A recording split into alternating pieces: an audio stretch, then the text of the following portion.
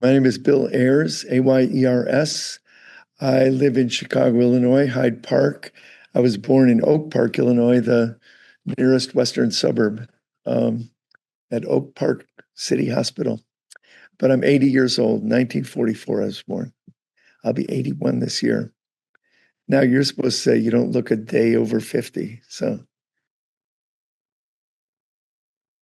I was born to, I was born in the 1944, just at the tail end of World War II, and I grew up in, you know, astonishing prosperity. And partly it was a time the United States was in a post-war bubble of abundant everything, abundant oil, abundant uh, economy, peak prosperity for certain people. And I was part of that. So I grew up in a suburb called Glen Ellen. My father was the CEO of Commonwealth Edison, which is the electric monopoly here in Chicago. Uh, he became the president of Commonwealth Edison when he was 39. So I was very young, and he became the CEO. He was CEO for 30 years. So he was a leading, prominent Chicago businessman at a time when, American, as I say, American optimism, cultural, and so cultural hegemony and so on was on the rise and was very much part of the mood that I grew up with. Also, I grew up, um, in a place where the hedges were all trimmed, the lawns were all mowed, and it was, all white. So I grew up in a very, you know, uh, a miniature mythology, but it was that moment, the 1950s, and graduated from high school in 1963, went off to the University of Michigan, and I had gone to a prep school. I was at a big public suburban high school, and then my junior and senior year, when my brother left for Michigan, my older brother, I wanted to leave also. My parents sent me to a prep school, which was a boarding school north of Chicago. So they're very sheltered. So that continues the kind of idea that this very sheltered childhood, very prosperous, very privileged. And then I left Lake Forest Academy in 1963 and went to the University of Michigan. And I've never looked back. I mean, it blew my mind. The world opened up. And as the world opened up, I saw a world on fire, which I had no idea was the case. I got involved in the Black Freedom Movement and then in the anti-Vietnam War movement, and dropped out of college, joined the Merchant Marines for a period of time, sailed the Atlantic, came back, and was arrested in the fall of 1965 for the first of many arrests opposing the war in Vietnam. Weirdly, I was in this boarding school. It was all boys. There were 39 kids in my graduating class. An astonishing 6 of my graduating class became members of Students for a Democratic Society within the next 3 years. That's a pretty high percentage, if you think about it. But no, I think it happened in prep school. I think that I was very taken by the civil rights movement, by the Black freedom movement, which I could see and hear at a distance. It was over that, well-trimmed hedge, but nonetheless, it came into my life through the newspapers, through radio, through television, and I saw what was going on, and it moved me, I guess, to my core in the sense that here was a sharp expression that every myth that I'd grown up with was actually not true and actually very much a myth. I began reading. I was kind of known in my prep school for reading weird stuff, but the things I remember most clearly were James Baldwin's essay, "The Fire Next Time," and Ralph Ellison's novel, "The Invisible Man." And those two books, it's a funny route, but this is sometimes the route people take. It was in my head. It wasn't anything in the street. It was in my head. I saw the kind of blinding truth of "The Fire Next Time." and I wanted to be a part of that. I didn't want to not be a part of that. I felt that it struck to the very core of my values, our values as human beings, and that we had to do something about the injustices all around us. That was my first political awakening. Then I got to Michigan. I was a very indifferent student. I went south in the winter of 1964, and I wanted to find and join the civil rights movement. And I had one contact in Louisiana, and he was a minister, and he told me that things were not happening, that I'd have to come back next summer. So I was in New Orleans, and I just booked onto a ship, and I became a merchant marine. Yeah, a merchant marine isn't the military. You may know that. It's the civilian Navy. So I was a ordinary seaman on a ship, on a cargo ship. But then when I came back to Michigan, so I was in Constitution Square in Athens, actually, and I picked up a copy of the International Herald Tribune. That's the first time I'd seen the word Vietnam, and troops were building up to for an invasion of Vietnam, and I was amazed, and I didn't know which way I was going, but I hurried back to Michigan and hooked up with some old friends and went to my first political meeting in, I guess, August, September 1965. And that was the first time that I heard a group of students talking about the war and our responsibility to resist it. I went from there to my first arrest within a couple of months, an arrest in which we sat in at a draft board and tried to disrupt the normal functioning of the selective service. So I went to a meeting. I'd never really heard, some of the conversation I heard. Again, I'm coming from a very upper class, very privileged, very ruling class family.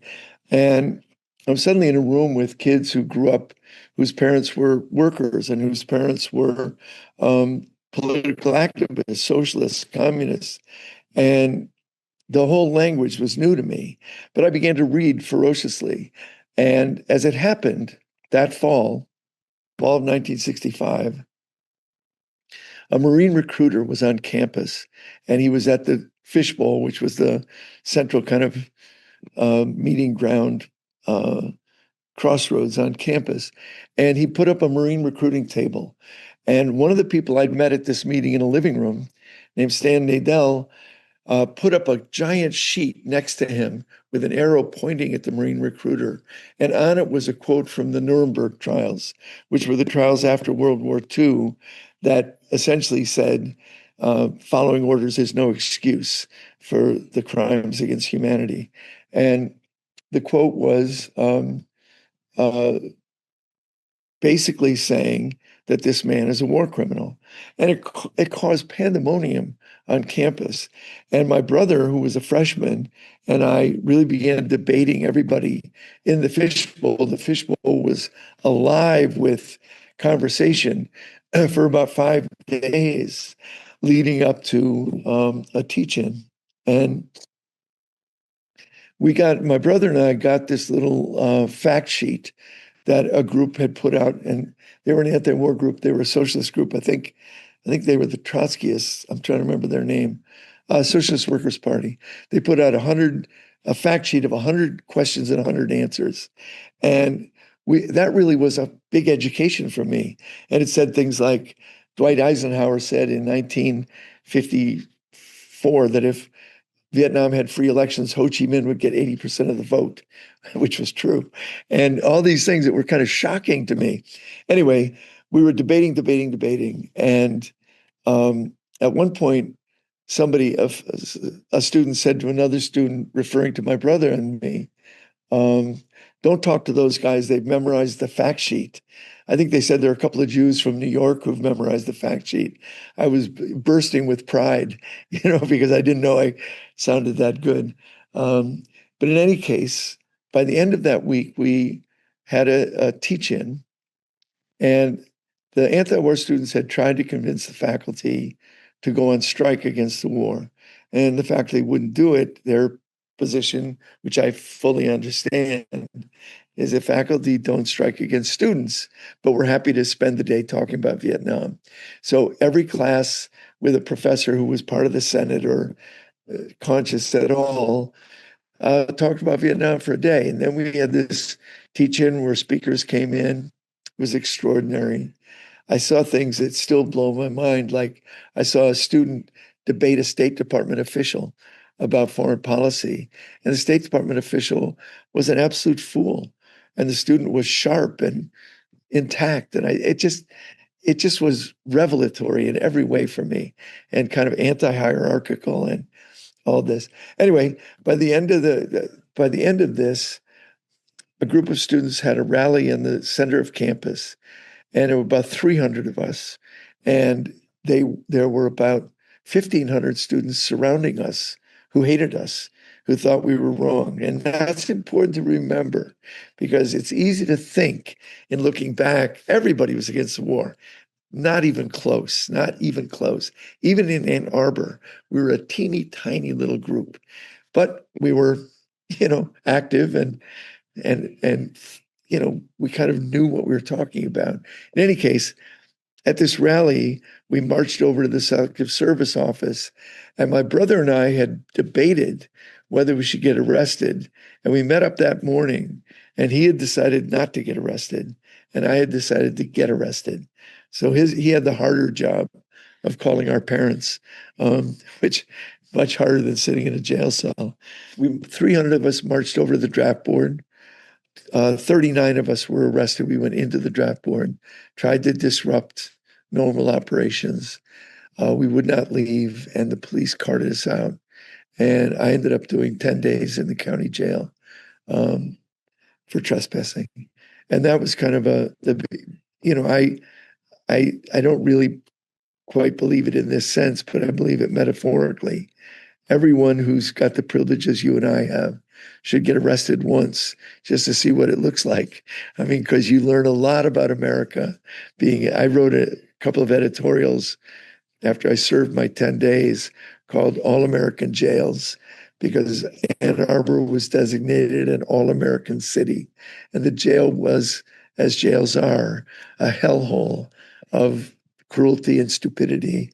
And, you don't see that sitting where you and I sit.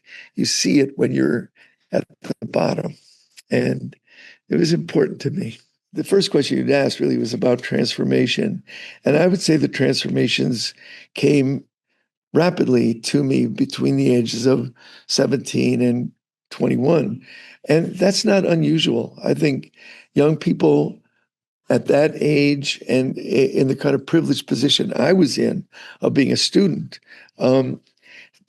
you're growing up, you're trying to make sense of the world, and the world you've inherited isn't the only world there is. So for me, the biggest revelation was the recognition that my government, which I took to be benign and free and lovely, was committing a genocide in Southeast Asia. And that couldn't have been more disruptive. And on top of that, the beauty, the democracy, the nice words of the Declaration of Independence didn't apply to Black people. And that was just shocking to me, and because it was so shocking, it kind of hurled me against the wall, and I tried to make sense of it. That was a huge transformation. And when I was sentenced to 10 days in jail, we had gone before a county judge, 39 of us, and the judge sentenced the undergraduates to 10 days, the graduate students to 15 days, and the professors to 30 days. And that cracked us up, because the assumption was the professors were corrupting us, but it was the other way around. We were corrupting the professors, and it just struck us as ironic. But in any case, we went before this judge. We decided to plead not guilty. And we had a lawyer from Flint, Michigan, who was part of the Lawyers Guild, a really lovely guy. And he came and met with us and said, you can plead not guilty on the basis that there was an emergency going on and you had to break a lesser law to prevent the creation the breaking of a bigger law. So that was our defense. And of course, the judge sniffed at it and laughed at it, but we loved it. I mean, we thought it was such a smart way to go into court. And as we were about to get sentenced, the judge said, "Does anybody have anything to say?" And I stood up and began by saying something like, as Shakespeare says, action is eloquence, something really fucked up like that. And the judge, 10 days in jail.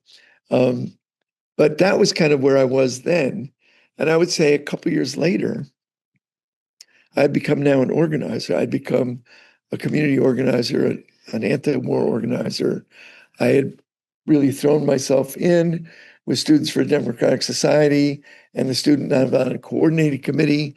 I was an organizer in Cleveland, where we organized for welfare rights,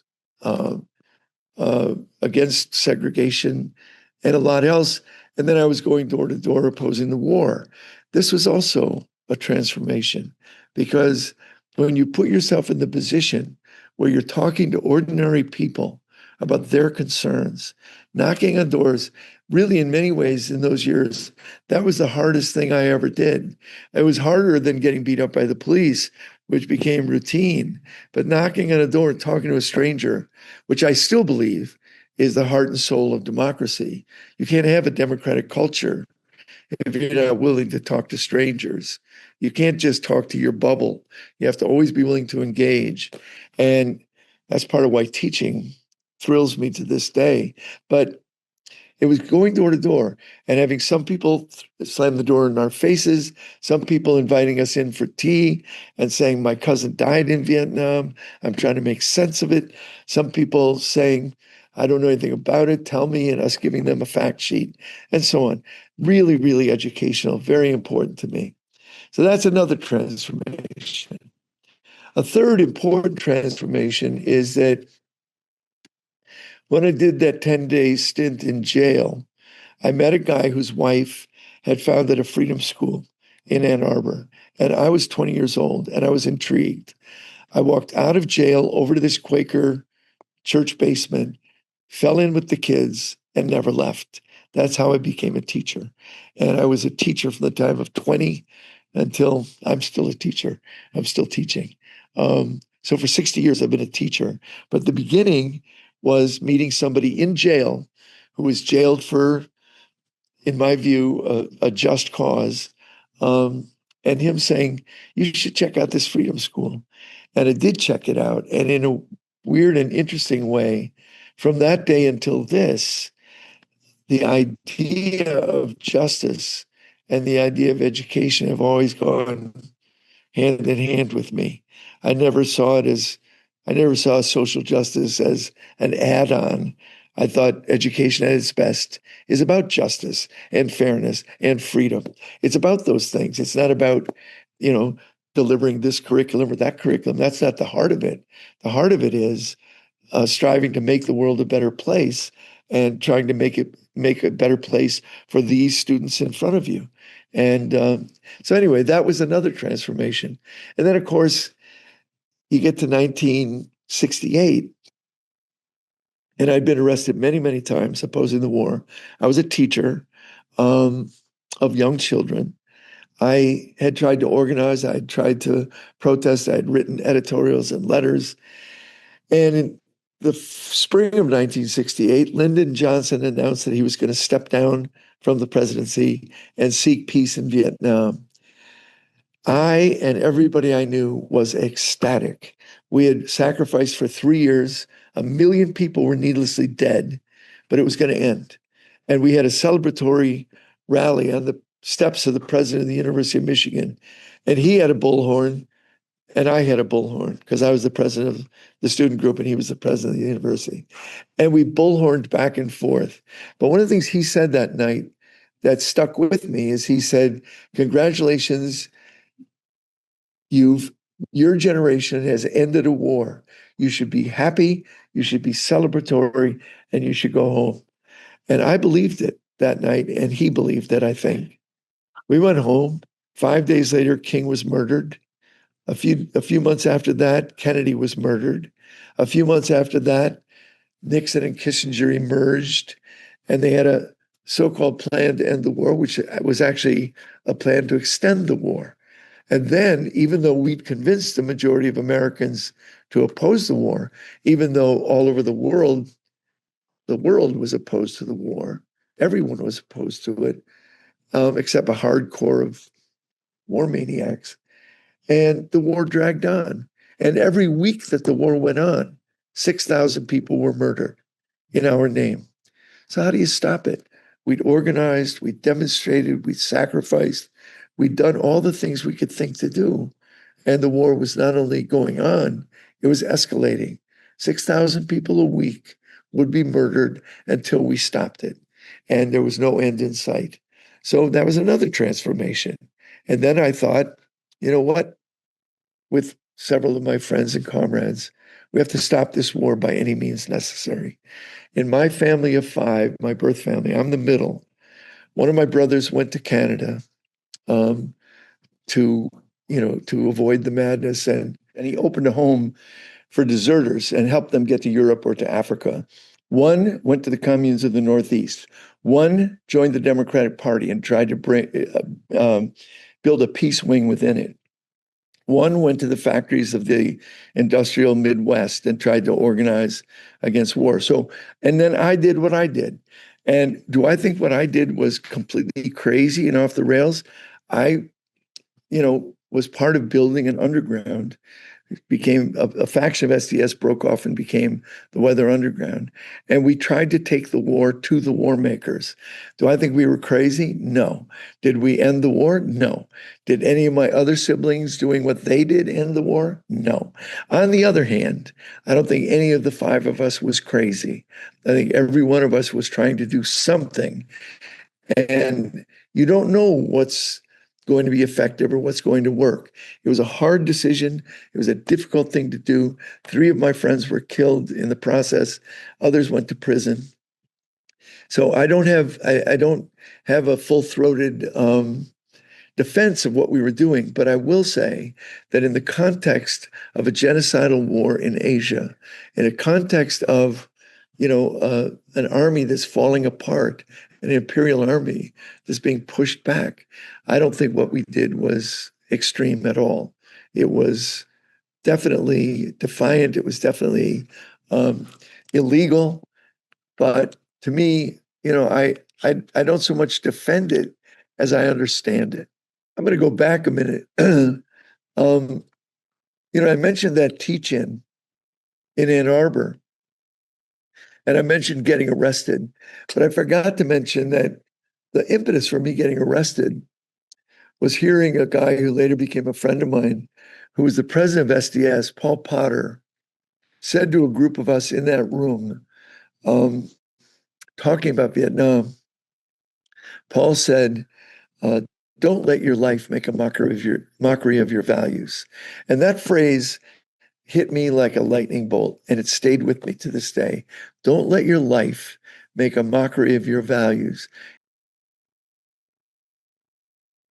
I should say before I give myself a label, that as a school teacher, I've spent my whole life campaigning against labels because I think labels are lazy. And I think that they're wrong in 2 senses. One is that they're inaccurate. And I'm now speaking about labels when you're a classroom teacher and you got the BD, LD, EMH, all that bullshit, all that alphabet soup. Or you've got the class clown or the conformist or the jock. It's all bullshit. And as a teacher, even when people are using that language, you have to know that it's bullshit or you won't be able to teach properly because every kid is more than their label. Every kid is more than the worst thing they ever did. Every kid, and so on and so on. So I hate labels. And one other thing I'll say about teaching is I have taught, so I retired when I was 65. So I retired from the University of Illinois 15 years ago. And I taught there for about 30 years. And then I taught as an adjunct at U Chicago, DePaul, Loyola, Colby College, and on and on. But for the last several years, I've been teaching in prison, and I've been teaching formerly incarcerated people. And it reinforces in the most extreme way for me, that every label is wrong, and that somebody can be both, um, somebody who committed a heinous crime that caused real harm, and also a thoughtful poet. They can be both. It's not so simple. And we would like it to be simple in our culture. We'd like the good people and the bad people but it's not like that. And so I'm saying that as prelude to telling you that I have considered myself for much of my life um, an anarchist communist, and I still do. And I would add the label abolitionist because in the last 15 years with my work in prisons, I've come to think of myself as somebody who sees the injustices and wants to abolish them. I don't want to reform them. I want them gone. And that puts me in the camp of abolition. And what gives me hope, actually, is the understanding, some historical understanding, that if you and I were having this conversation in 1855, and we were both abolitionists and we were working hard to end slavery, the idea that in 10 years it would be gone would not be anywhere in our consciousness. How the fuck is that going to happen? I mean, slavery is completely intricately entwined in every aspect of our economic, cultural, and social life. How are we going to end it? But we're committed to ending it. And you know what? In 10 years, it did end. And again, we were organizing, we were leafleting, we were getting laws passed, we were doing this and that. There was armed struggle, there was fugitive slaves, but goddamn, it came together as a movement that actually changed history. So I know things are possible that seem impossible when you're living in the middle of it. So when I say abolitionist, that's what I mean. I mean, if I can identify a harm that is systemic and social and economic and cultural, and I think it's a real harm to human beings, I want to abolish that harm. So one of the ways that I'm an abolitionist is I'm a prison abolitionist. And that means I think that the idea in this country that leads to 2.2 million of our fellow citizens being incarcerated is the ideas that ground that, like the idea that if you make a certain mistake, there's got to be a punishment. That punishment has to be the cage. And when you look at the racial makeup of that, you look at the economic makeup of that, you realize it's just a social construction that we could redo in a million different ways. And so I look at a place like Chicago, a third of our city budget goes to policing, and almost nothing goes to mental health or to housing or to, I mean, a lot goes to education, but not a third. What if we invested? Here's an example from my abolitionist brain. We succeeded in closing down Stateville Prison, which was a medieval dungeon where the guys couldn't even drink the water because it was poison. And I mean, it was an insane place, 150-year-old prison. We shut it down last year. Our very progressive, very sweet governor put together a budget where he has $900 million slated to build a new prison. And I'm like, wait, what? Why? Why are you not investing $900 million in housing, education, arts programs, parks, mental health, drug treatment? If you put $900 million there, you wouldn't need a cage to lock up the predictable, 100,000 people who are going to get locked up. We know what neighborhoods they're going to come from. We know who they are. They're only 3 years old, but we know. That's sick. That is a sick culture to me. So I'm an let me see if I can label it, anarcho-communist abolitionist. I often say, and I did say, I'm an anarcho-communist. So what that means, and I've had this conversation with so many people, I've always wanted to be a communist, but I've wanted to be a communist with a mind of my own. Now that's a contradiction in terms. How do you commit to a cause fully with your full body and your full being, and at the same time retain some independence? And it's not easy, it's not obvious, and yet it seems to me it's what we must do. Another way of defining my ideology is to say, and I say this all the time, and I've written this many times, that socialism without freedom is control and slavery. But freedom without socialism is predation and exploitation and injustice. So that's complicated, right? Nobody knows. Nobody can point to me and say that's the society you're talking about. No, I don't see it. I don't know where it is, but I do know that if you have what we have in this country is an obsession with freedom, by which we mean individual ability to exploit, extract, oppress. That's my freedom. Don't fuck with my freedom. I have the freedom to build a golf course in that forest. I have the freedom to drill for oil in that yard.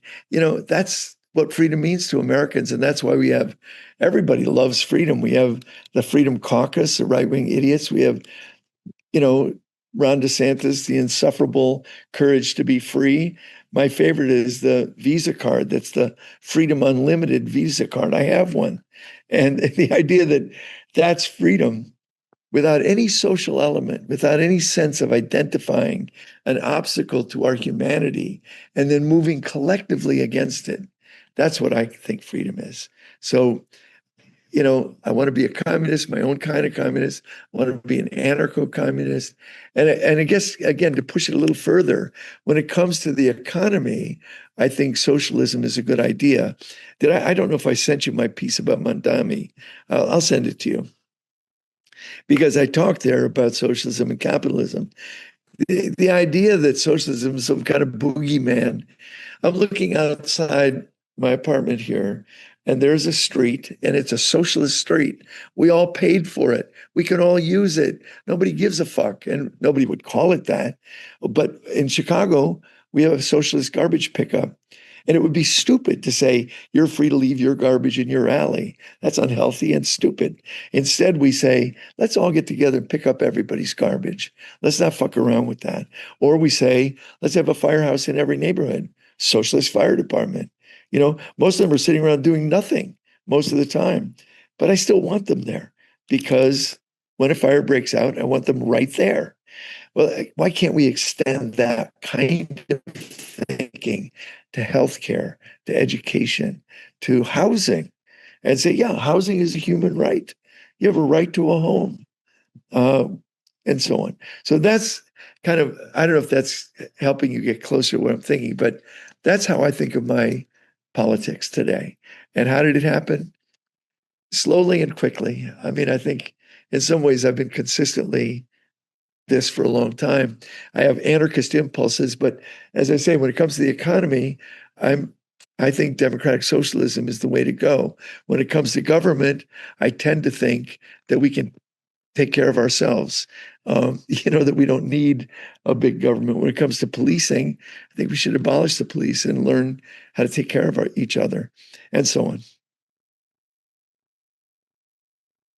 Well, I think that the responsibility of people who want to put their shoulder on history's wheel is always the same. You have to organize.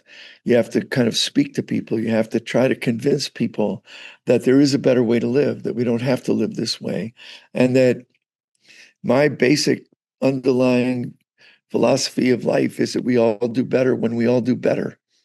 And that means I want to talk to people about, I've been a teacher for 60 years. And one of the characteristics of my teaching is at the beginning of every class, I read poetry. And then I usually ask people to respond to a written prompt. I ask them, that way I get everybody involved and there's no right answer. But here are a couple of the prompts that I always use in every class I teach. I might say, what is your responsibility, given your moral framework, religious framework, ethical framework that you've invented, whatever, what is your responsibility to a proximate stranger in distress? I always ask that. And people are remarkably consistent. People feel that whatever religious tradition they come out of, or no tradition, they all feel that a proximate stranger in distress should be helped. If you see a 3-year-old drowning in a puddle, you want to go pick him up and save him. That's what most people feel. So since that's an impulse that I think is universal, Why can't we organize ourselves around that kind of principle? I also always say, agree or disagree, everyone deserves everything they need to live a life of dignity. That one caused a little more confusion, but in the end of the day, most people say, yes, that's true. Well, then how the fuck do you square that with Gaza? How do you square that with housing discrimination in Chicago? How do you square that with the closing of mental health clinics in Chicago? I mean, I could go on and on about my anger at Chicago. I also love Chicago. That's why I'm angry at her. But you see what I'm saying? So that to me creates a moral framework, and that is my moral framework. That's where I come from. That's what I believe in. And I want to convince others of that. So the role of a person who thinks that the world can be changed and must be changed is to put your shoulder on history's wheel, to organize, to talk, to speak, and to try to get people to see that we're all in this together. You know, I sometimes think the pandemic was such a cruel and bizarre reminder that we're all breathing the same air. That we, you may think, oh, I'm breathing my air in my little fucking room, and it's me and my family. That's not true. There are billions of us in the same atmospheric bubble, not only with each other, but with every animal and every tree. Don't you think we should take that into consideration when we make political decisions or economic decisions? We're all breathing the same air.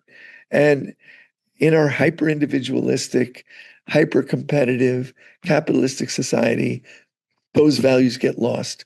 You can say, I believe them on Sunday when I go to church, but we don't act on them. And I think we have to act on them. And that's what I think. And I'll say one last thing about the role of a communist today or an anarchist or an organizer is there is no right place to be an organizer. There's only your place. There's only where you are. Every field is a field of struggle. Every field. Elections are a field of struggle. Your workplace, if you're in a workplace, organize a union. If you're in a neighborhood, organize a community union. If you're a student, organize a student union. And get involved in electoral politics if you want to. Don't have any illusions, but definitely that's a site of organizing also. So my thing is, you're not going to make real change unless people themselves come to believe that that's not only possible, but essential. And I'm hopeful because I think of things like the abolitionist of 1855, or I think of two of my students now currently were on death row for 12 years in Illinois, and they're current students, and they're out of prison now. And one of them was wrongfully convicted. He was tortured into a confession. One of them was rightfully convicted and wrongfully sentenced. And he always says, I did what they say I did. I did it, but I'm still human and I'm still redeemable and I can still make a contribution. And I believe that. So these guys, when they were in their early 30s, they're now in their early 60s. These guys organized on death row a group called the Death Row 10. They were 10 guys who'd been tortured into making confessions. From the Death Row 10, they organized the mothers of the Death Row 10. Then they got some students involved, and they organized a radio station called Live from Death Row. And before long, they got lawyers involved, doctors involved, journalists involved, and within 8 years, the death penalty was abolished in Illinois. Now, if they could do that from the shitty place they were living, why can't you and I do even better, given the freedom we have, given the opportunities we have? That's what gives me hope, those kinds of things. So that's where I am.